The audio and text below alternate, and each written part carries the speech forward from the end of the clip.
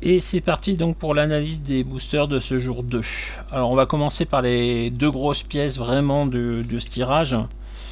Le surfeur d'argent. Voilà. Que je trouve vraiment splendide avec l'espèce de portail derrière. Donc il est Annihilators, Codex, Defenders, Fantastic Four, Cosmic Herald. Il a la capacité d'équipe Cosmic Power, donc il est protégé contre l'outwit et il fait du Willpower tout le temps. Au début du jeu, il peut générer son Bystander, que pas exceptionnel, je crois pas. Ah si, quand même, elle peut faire des choses. En mouvement, il est hypersonique. Quand il l'utilise après la résolution, il peut choisir un personnage qu'il a touché ou à travers duquel il est passé. Le personnage choisi gagne immobile jusqu'au début de mon prochain tour. Et en attaque, pardon, j'attaque seulement pour défendre. Je choisis en action gratuite, je choisis un pouvoir d'attaque d'un personnage adverse qu'un personnage adverse à 8 cases, jusqu'à 8 cases peut utiliser, et le surfeur d'argent peut utiliser ce pouvoir jusqu'à votre prochain tour. Il est très très très fort. Donc on peut le jouer en 150 ou 75 points.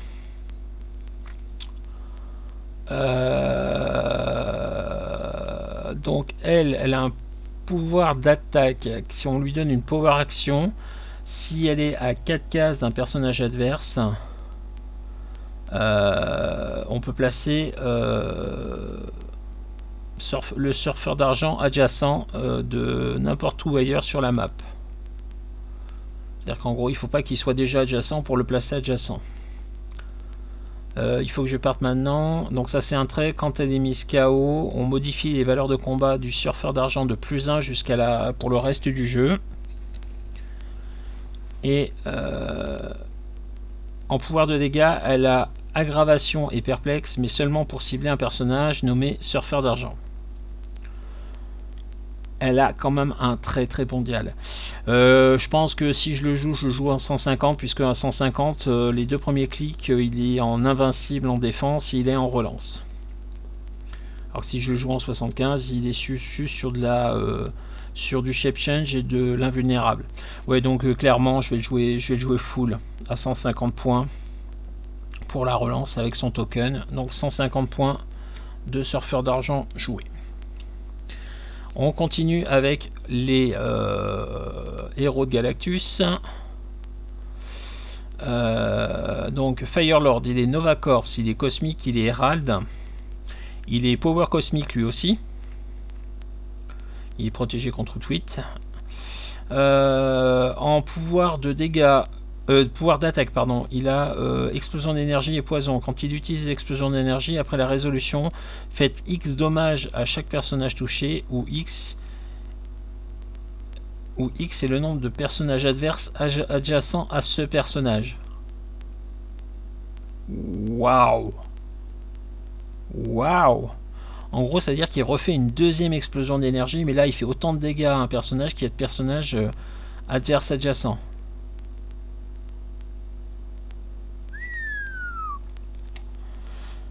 Il peut être joué en 150 et en 40. Il commence en running shot avec son pouvoir de dégâts spécial 18 invincible. Il n'a pas de pouvoir de dégâts.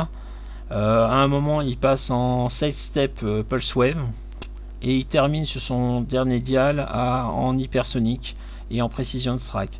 Ouais, bah j'ai ma team à 300 points. Hein. J'ai ma team à 300 points. Parce que là, dans un environnement comme celui-là, je vois pas trop ce qu'on peut jouer de mieux dans ces deux boosters, hein, voire même ce qu'on peut jouer de mieux tout court. Hein. Waouh, waouh, waouh. Alors, on va voir quand même le Black Leopard.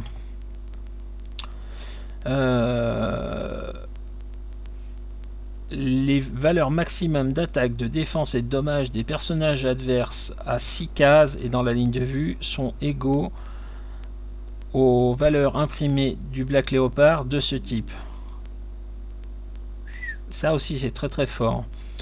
Ça c'est un trait. En dégâts, il a leadership et perplexe. Quand il utilise perplexe sur lui-même, il modifie la valeur choisie de +2 à la place.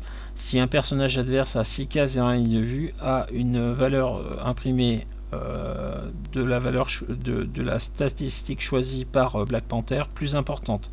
C'est-à-dire qu'en gros, il peut se perplexer, on va dire, le mouvement. S'il y a dans moins de 6 cases un personnage qui a une valeur imprimée de mouvement supérieure à la sienne, bah en fait, au lieu de perplexer que +1, il perplexe de +2.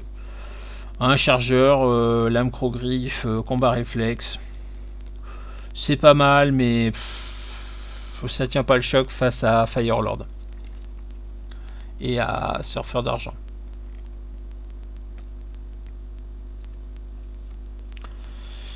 La Chosen Co. Ah oui, j'ai oublié de présenter le Black Panther. La Chosen Co. Donc ça c'est la carte. Donc c'est juste un contacteur classique avec un pouvoir spécial de défense Impervious. Et quand il réussit son GD après une close attaque, on fait un dommage pénétrant à l'attaquant. Donc si l'attaquant attaque au close et que la chose réussit son Impervious, il prend un dommage de dégâts. Et une fois par tour, quand la chose lance fait un 4 sur un jet d'Impervious, il peut relancer le jet. C'est pas mal. Et il a aussi le trait Reforming the Fantastic Four. Une fois par attaque, vous pouvez obliger l'attaquant à relancer un 4 dans un jet d'attaque qui cible la chose. Donc la même chose qu'on avait vu sur la femme invisible en jour 1. Donc c'est la chose avec le short rouge. Voilà. Shifting en commune, ben pareil, c'est juste un contacteur. Voilà, 40 points. Quand elle fait une close attaque après la résolution, vous pouvez placer le personnage touché dans une case adjacente à elle. Donc en gros, vous pouvez prendre un furtif et le mettre en terrain dégagé. Mais c'est utile, mais pas face au reste du tirage. Le général Skrull, donc lui, quand un personnage allié utilise Shapeshift, j'ai réussi. L'attaquant ne peut pas cibler un nouveau personnage avec le mot-clé Skrull. Donc si on fait une armée de Skrull, ça peut être très rigolo. Il a commandement et les personnages alliés avec le mot-clé Skrull ont la capacité d'équipe Underworld. Ce qui est pas mal. Sinon pour le reste c'est juste une figurine furtive et avec de la volonté pour 30 points. Et la capacité d'équipe Skrull. Le Moloïd qui vaut 10 points, 2 clics de vie. Il fait plasticité, sidestep, furtivité. Si le Moloïd et un autre personnage allié nommé Moloïd sont adjacents à la même pièce de terrain bloquant, on peut la détruire et on peut enlever un marqueur d'action de chacun des deux. Ça peut être amusant dans une map comme la prison par exemple. Sinon il fait Toughness et Empower.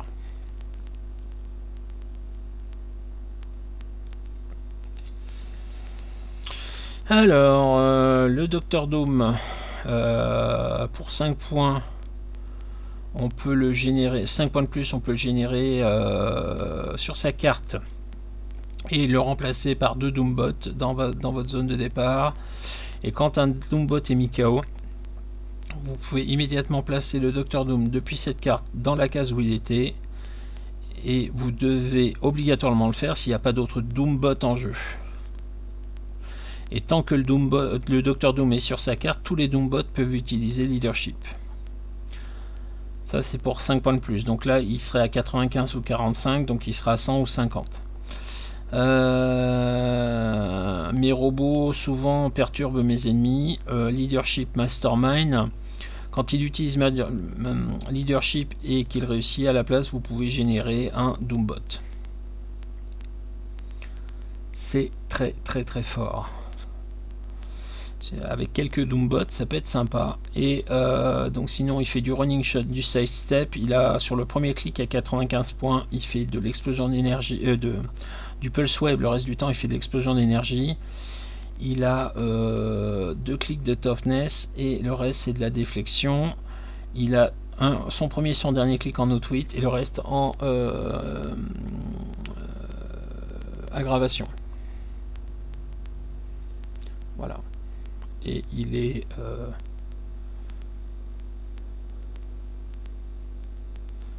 la capacité d'équipe mignon de Doom. Quand ce personnage met KO un personnage standard adverse, après la résolution, vous pouvez soigner d'un clic un personnage allié utilisant cette capacité d'équipe.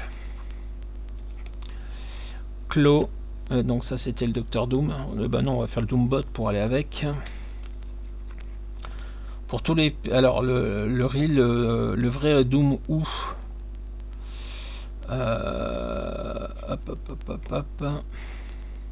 donc pour tous les personnages avec ce pouvoir, quand un personnage allié avec les mots-clés rouleur et l'adveria serait ciblé par une attaque adverse ou par un usage de outwit ou de perplexe, vous pouvez lancer un D6. 4 à 6, le personnage choose un autre Doombot non ciblé.